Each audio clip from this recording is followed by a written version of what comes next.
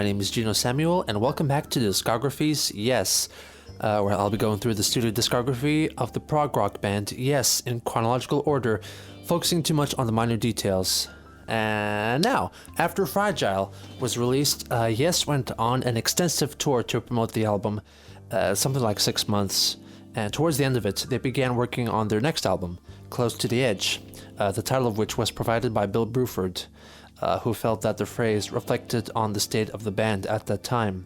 Apparently they were close to the edge of collapse. For the studio, engineer and producer Eddie Offord had a wooden stage built, like a mock stage, which he felt would help the band sound as good as they did in their live shows, and that the resonance from the wooden platforms would enhance the tone of the instruments too, especially the drums.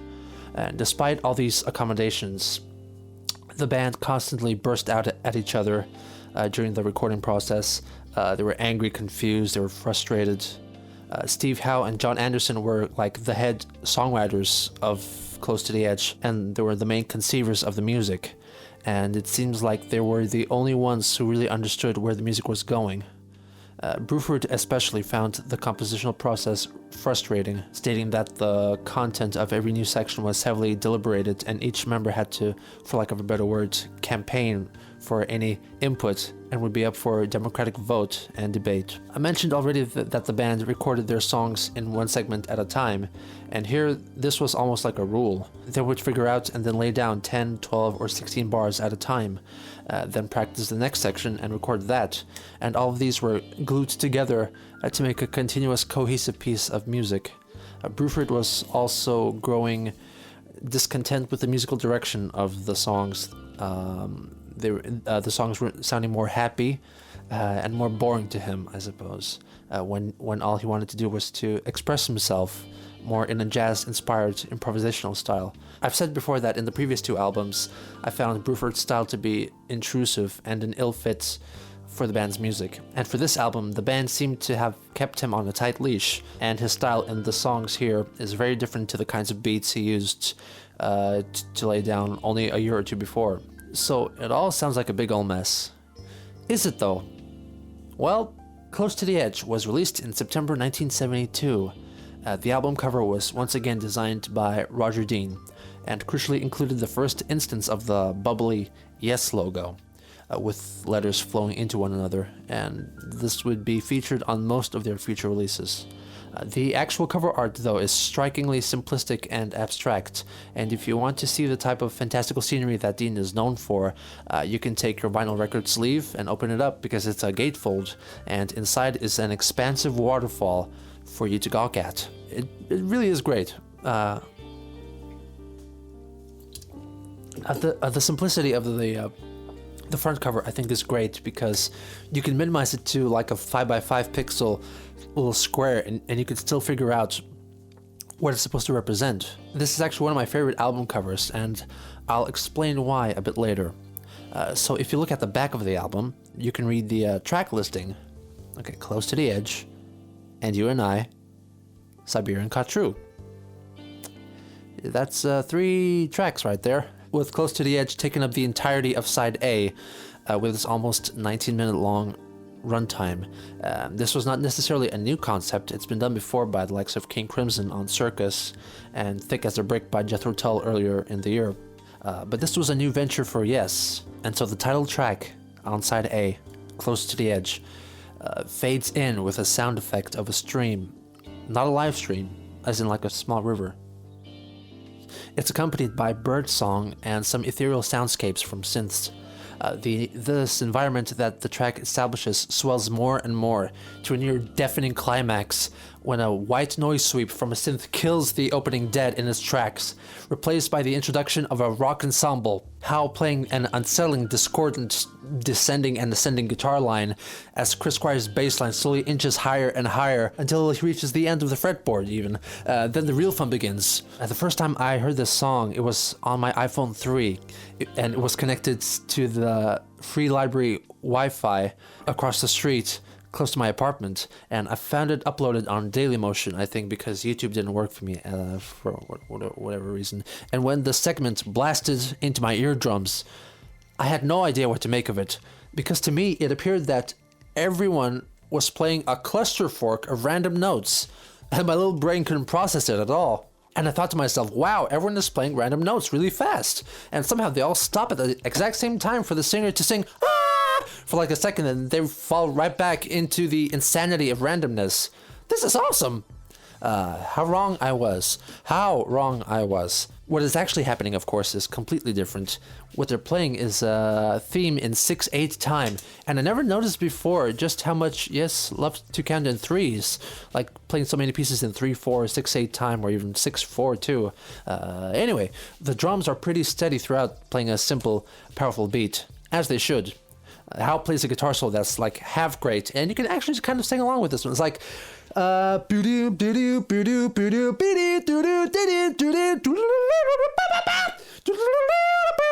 and after the first few bars, Hal loses his flow and proceeds to customarily barf out a bunch of notes. While that's happening, the bass is playing.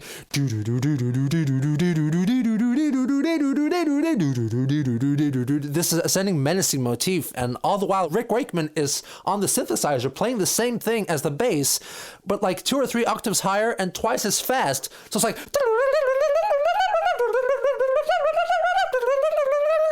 So putting it all together, it's such an intense and forceful sound. It's cacophonic. Is that a word? Cacophonic? Cacophonic. Cacophonic. Sounds like manure for audiophiles. And they seemingly spontaneously just stop to let 3 overdubbed John Andersons sing "Ah!" for like a second before falling back into the good old familiar menace. Then they transition beautifully into this exquisite slower section that's nearly waltz-like, with Steve Howe playing this wonderful guitar melody that isn't all that complicated, but it sounds so much more special because of the wondrous chord progression that is supporting it, under it. The chords are guided by a simple descending scale played on bass. That guitar passage is repeated and adapted throughout the work, and it legitimately sounds like an adaptation of a classical composition. It's that sophisticated and emotionally provocative. Then this section concludes and the band get into the first verse of the song. Steve Howe is now playing rhythm on a choral guitar, also known as an electric sitar, which is an electric guitar designed to mimic the sound of a sitar. Anderson stated that the inspiration for the lyrics was the Hermann Hesse novel Siddhartha, a tale of a journey of self-discovery and spiritual illumination. The lyrics hint at those themes, but also feature the usual seemingly nonsensical lines, like the time between the notes relates the color to the scenes. If you think about it long enough, it almost starts to make sense. The second line of the song has always struck me in particular. Rearrange your liver to the solid mental grace. To me, it almost feels like a roundabout call to action for you to stop drinking so much, so you can become a better human being. Rearrange Your Liver is also the name of a Yes cover band, I think. The drum beat throughout this track is very controlled, almost ungroovered-like, but I think that's what was needed for this music to really shine. The chorus features the line "close to the edge, down by the river," welcoming the return of "river" in the lyrics.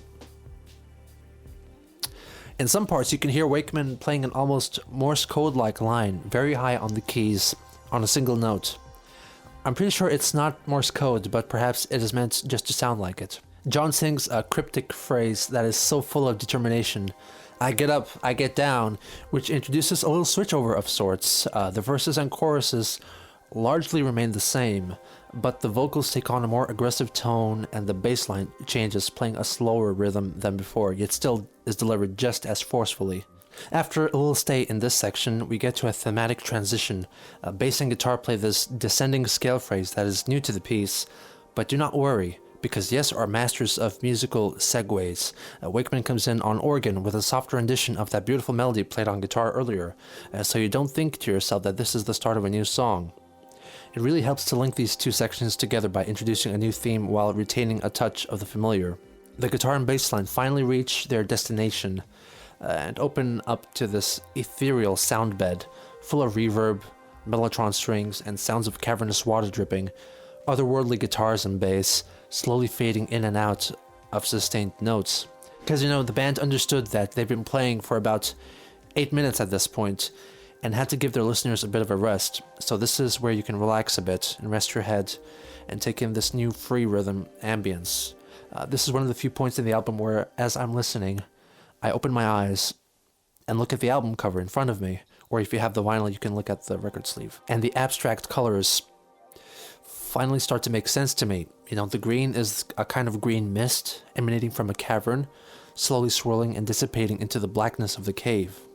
This music sounds like the album cover, or the album cover looks like the music. You know, I've thought about this concept before because apparently some people can hear colors, and maybe I do too, because oftentimes when I make music, I like to accompany a song with a song cover, like an album cover, and I close my eyes and imagine what the song looks like and what the color palette should be.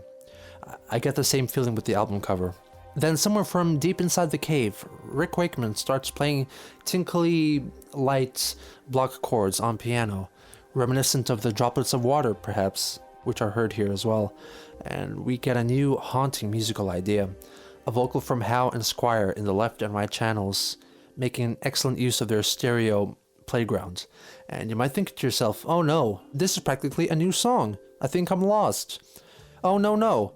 In comes John Anderson in the center, with the lead vocal featuring the I get up, I get down line that was sung a couple of times before. Once again, adding a touch of the familiar to the unfamiliar.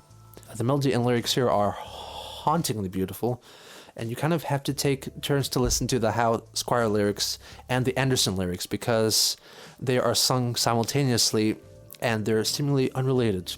In fact, Anderson came up with his line upon hearing Steve playing these chords in the studio, with Steve informing him that he also had a tune of his own for it, and they just combined these two songs in a way. And they complement each other because they almost have this call and response feel to them, with one side singing a line and then resting, and then the other line filling in that rest, and vice versa, though there is some overlap as well. It all crescendos to a freaking pipe organ section, which was actually played by a pipe organ by Rick Wakeman at the St. Giles Without Cripplegate Church in London. Of course, these days you could just go to your electronic keyboard and choose from a range of different kinds of church organs, but back then you had to go to the church. And I commend their efforts because they achieved this tremendous wall of sound, maybe reminiscent of Hans Zimmer's work in Interstellar, maybe. This wall is colored by a mini-moog solo at the end, which leads to an aggressive variation of the recurring melody from before.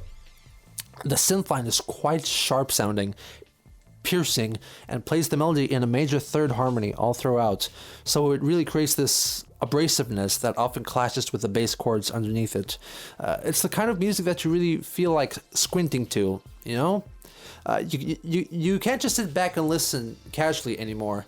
You have to lean forward and squint. And listening to this, I realized that this whole song is practically in sonata form, which is a compositional technique that was widely used in classical music.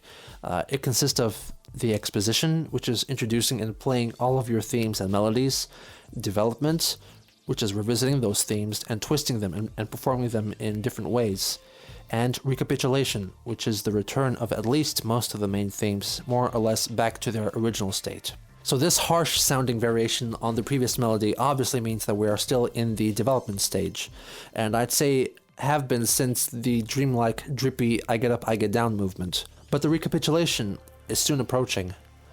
It is preceded by a pretty stellar wild organ solo by Rick Wakeman. So in the recapitulation, if you will, we hear the verse sections from early on in the song. The mood and arrangement is generally the same, but the lyrics are different, of course, because the song moves on and tells, it continues to tell the story, whichever story it may be, to John. Then the band come to this banging climax. It's like, on the hill we view the silence of the valley. And I don't know what it means, but I want to witness the silence of the valley. The singing is so full of force here. It's so full. I mean, it's full in your ears. The harmonies are filling up the entirety of my headspace. Yes, I've never before sounded so big, so profound. And the climax, my God! Not since Tchaikovsky's Romeo and Juliet fantasy overture has a piece of music affected me emotionally so strongly, because you can feel emotional connections to songs because of their lyrics and the stories they tell, and you can possibly relate because you've had similar experiences in your own life. Here, there is nothing lyrically that I can relate to, at least on a conscious level. It's just the music, and this arrangement of these 12 notes that are placed in such a way that makes me feel emotions that I can't explain. Also, I try really hard to ignore the pretty obvious edit here, because this was clearly at the end of one recording session and the start of another. And overall, the song doesn't have that many moments where you can notice the transitions from one section to the other, but unfortunately, it's crystal clear here. Sometimes it pulls me out of suspension. But moving on, we get a few more reprises of the I Get Up, I Get Down bit before a pretty cycling piano and guitar arpeggio closes the song, gradually fading into what sounds like the reverse playback of the opening ambient sound effects, which slowly fade out into silence. This is the last track on side A, so unless you have one of those fancy record players that can play both sides consecutively, you're going to be met with silence until you get up and change sides. So this is a great opportunity for you to sit back in your chair and reflect on what the hell just happened to your body. Yeah, you kind of have to let your body recover, almost basking in this state of post-orgasmic bliss, and you inhale deeply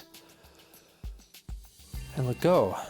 With this track, despite all the drama in the studio and the difficulties of recording it, Yes managed to excel beyond just being a rock band and became composers in a way.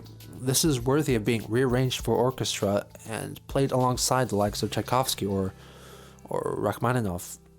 Speaking of, I highly recommend you checking out Yes Symphonic Live, the concert video from 2002, where they played with an orchestra, opening the show with Close to the Edge actually, which only adds to the majesty of the song. It sounds perfect. Their performance is stellar throughout the show, but Edge is a highlight for me.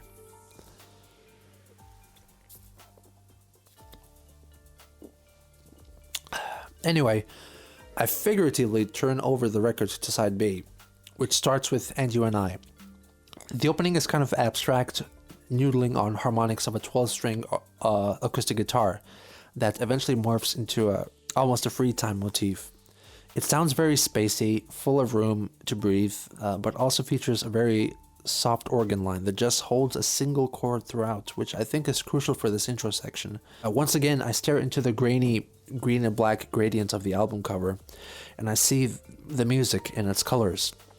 This time, the green is perhaps a mist resting above a quiet creek that I'm looking at in the distance, which fades into the night sky above. The verse sections in this one are sustained by a strumming 12-string guitar motif with two tracks of it being played in unison, one in each ear. And the band on this album finally sound as big as I've wanted them to sound for a while now. And together with the repeated beats on kick drum and bass, this feels quite similar to I've Seen All Good People, actually. And there's a quick melody on Minimoog that I didn't realize until last week, actually. Ashamed to say, that it's actually the first utterance of a motif that is repeated throughout the song. Anderson described the lyrics as those of a hymn that addresses the possibility of a divine being, a god. And the melody is lovely. It rises in steps that feels very childlike. Kind of reminds me of some of the melodies on their first album. There's some great effect trickery on a counter melody played by Squire on bass. It sounds like his Rickenbacker is played through a Leslie speaker. Further studio trickery is displayed in the sort of chorus section. I say sort of because you don't really hear it ever again in the song. It sounds more intense, so that's why it's kind of like a chorus. Like in a portion of the previous track, John sings a melody line that is surrounded by a counter melody sung by Squire and Howe, though it's kind of hard to make out the lyrics for their contribution because their vocal track is fed through a Leslie speaker as well, so they sound almost like a synthesizer trying to replicate the human voice. It could have been done better, I think. The effect is a bit too strong on this one. This is followed by a brief, broken down linking section with just John on vocals and Steve Howe on guitar, which introduces the next movement in the song with a held note by Anderson and Squire that fades into a purposefully lethargic melody on mellotron. It's a pretty slow section that sounds grandiose, I think. Bruford's drums are wet with reverb.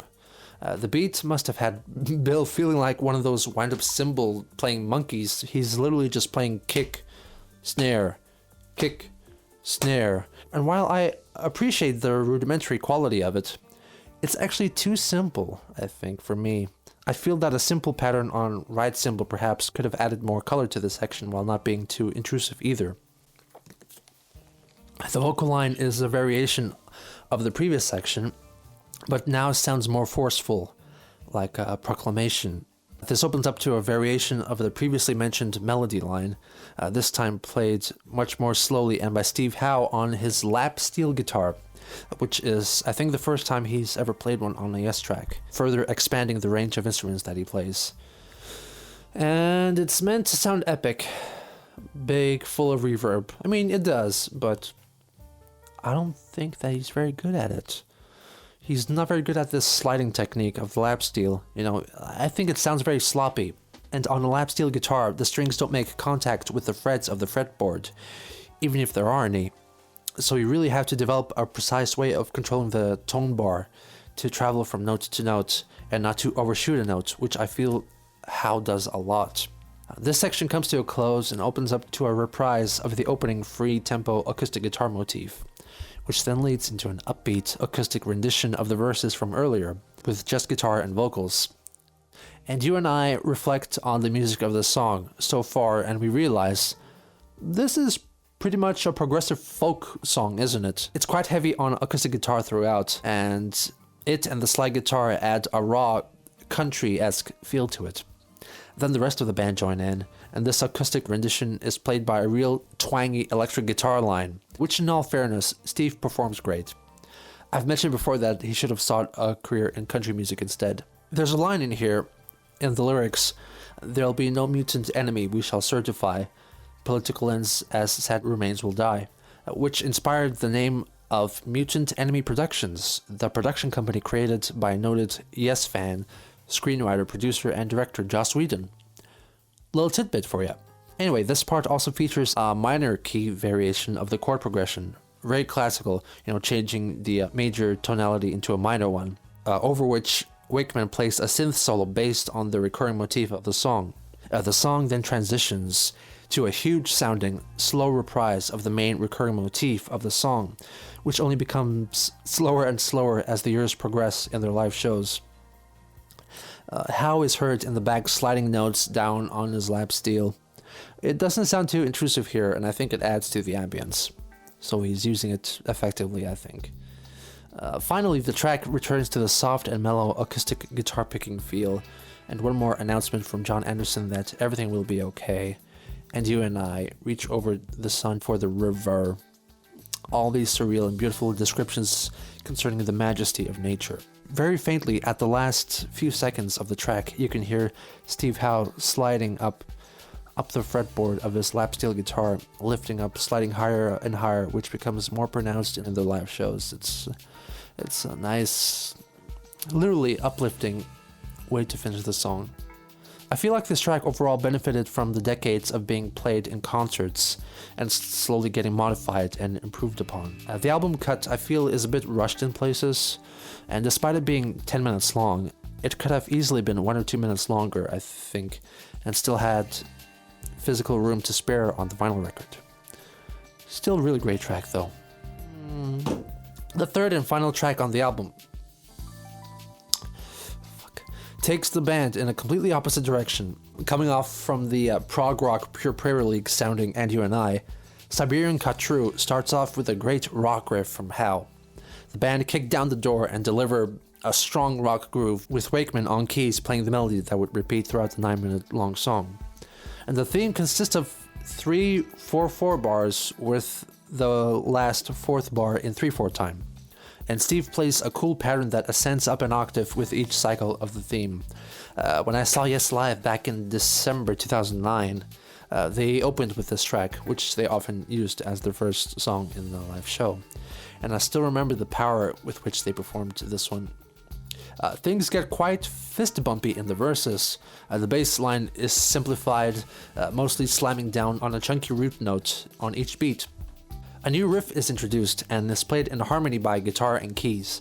It sounds really cool, and throughout the track, Howe keeps very active on guitar, almost never falling back to just rhythm guitar, and for the most part his lines are interesting to listen to, and don't just distract too much from the singing. The vocals for almost the entirety of the song, in fact, are sung in a tight harmony featuring the three vocalists of the band.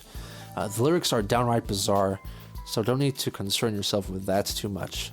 The Khatru of the title, funnily enough, Anderson originally just made up and sang it a lot of times to himself in the studio, but then they got someone to research it and discovered that it happened to mean "as you wish" in the Yemeni dialect of Arabic. After a couple of couplets, a new instrumental section introduces new sounds and musical ideas. First by a very articulate harpsichord line, accompanied by a walking bass line. This opens up to a variation of this new motif played by Steve Howe's echoey lap steel guitar, which sounds a little lost in places, I must say. The melody doesn't sound too sure of itself sometimes. It's kind of good overall. It has this exotic, perhaps Middle Eastern feel to a short little moment in the melody. Perhaps that one Yemeni dialect word of Arabic had a profound effect on the band. The melody is explored a few times before it returns to the verse section, though now sounds fat and filthy. The guitar riff is just now coming from every which way, filling your head with that infectious jam you can't help but air guitar to and sing along with, supplanting Howe's sharp, biting guitar licks with your doot-doots. And also the snare hits are complemented with a really odd sound that I can't quite place.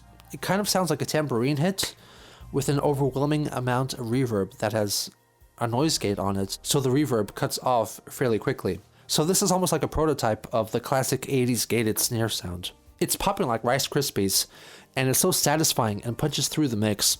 Then the verse transitions into a very eerie, mysterious variation of the opening keyboard melody section, with Anderson singing about a river. What else? The mystery only grows because of Anderson, Howe, and Squire's almost chant-like singing, offering two-syllable words and phrases with seemingly no meaning or connection to each other. They cast a spell over you regardless, and you sway to their rhythm as it grows in intensity. Then it releases you into a more energetic revisiting of the opening theme. When you think that life finally makes sense again, yes, turn your world upside down yet again, with their staccato tap, tap vocalizations, sung in a pretty complex rhythm. The song carries on their groove into the fade-out, which is graced by a Steve Howe guitar solo, which sits way too loud in the mix. And I know it's an overdub, of course, but it feels so out of place and tacked on. Not only is the mixing off-putting, and some of the worst on the album actually, which generally sounds fantastic, but the guitar tone is too soft and jazzy for this particular track. And also the structure and flow of the solo itself is just really bad. You know, I can pick out a handful of 2-second moments where I can point them out and say, hey, that sounds pretty cool. The rest of it is just gibberish. Musical gibberish. Playing licks and sloppy, unfocused notes without rhyme or reason. That's what this is. He isn't playing a solo, he's just playing a bunch of notes. Honestly, it's probably wouldn't sound too bad given a different instrumental. Perhaps a more jazz-infused number could have, welcomed this one. But here's just such an ill fit and leaves me annoyed, as an otherwise high-octane, kick-ass tune draws the album to a close. But this is just my opinion, so feel free to disagree. And I know it may sound like I have a raging hate boner for Steve Howe, but I really don't. I just find most of his guitar solos bordering on ridiculous. And outside of those, I can't deny the importance his songwriting played in the development and maturity of the band, and is at least partly responsible for some of their finest works and my favorite songs. So kudos to that. And now looking at the album as a whole, they achieved something truly special against all odds, I think. For the most part, their segmented writing and recording process to me is near unnoticeable, and their compositions display a complexity and maturity beyond their years.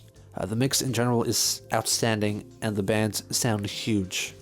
Maybe the fake studio stage helped matters. Side A is, of course, superior to Side B. I'd give the title track perhaps 9.7 out of 10. taking off some points for mixing and editing issues, and Steve Howe's impersonations of a Gibson getting physically assaulted by a hand. I realized that my dream of becoming the new bass player for Yes is probably gone now, considering that Steve is the de facto leader of the band. Oh well. So the band's 5th album, Close to the Edge, from me, gets a 9.3 out of 10. Probably the best thing the band has ever done. Some other efforts have come close, but I don't think they could have ever possibly beaten this one.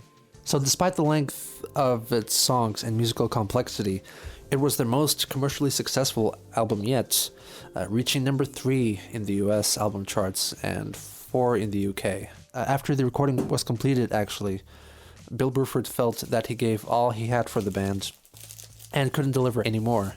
So he officially left the band 11 days before the start of their humongous world tour to support the album. He offered to stay for the tour, but Howe wanted him out fast because he felt that he didn't have the commitment anymore. So Bruford left to become the drummer for the new lineup of King Crimson, but that's a story for another day. So the band had to find a replacement drummer less than 2 weeks before they set off on their 95-date tour. They eventually found Alan White of John Lennon's Plastic Ono Band, who laid down the drum tracks on the likes of Instant Karma and Imagine. And there are varying sources on just how short notice he got the job.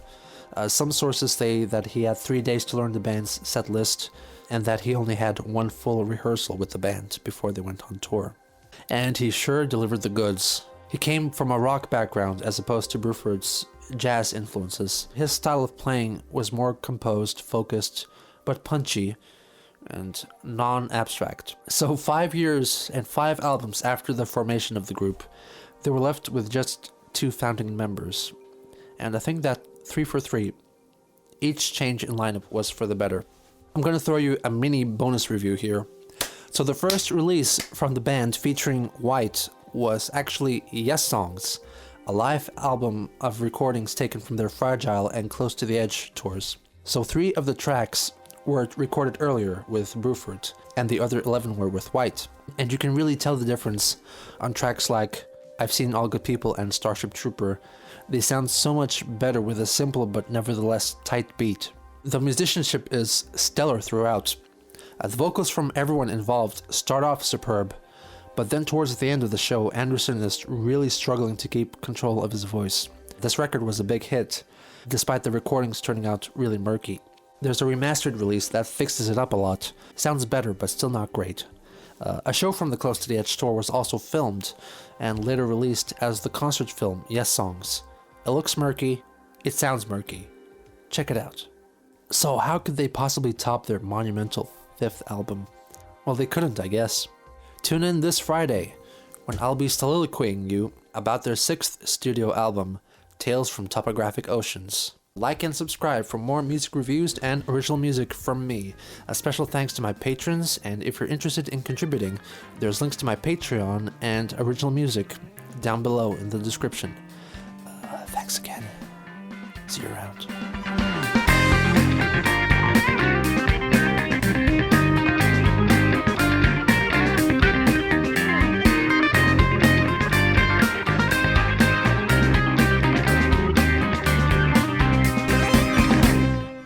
I need to clean up my desk and soak up all the beer that I just spilled.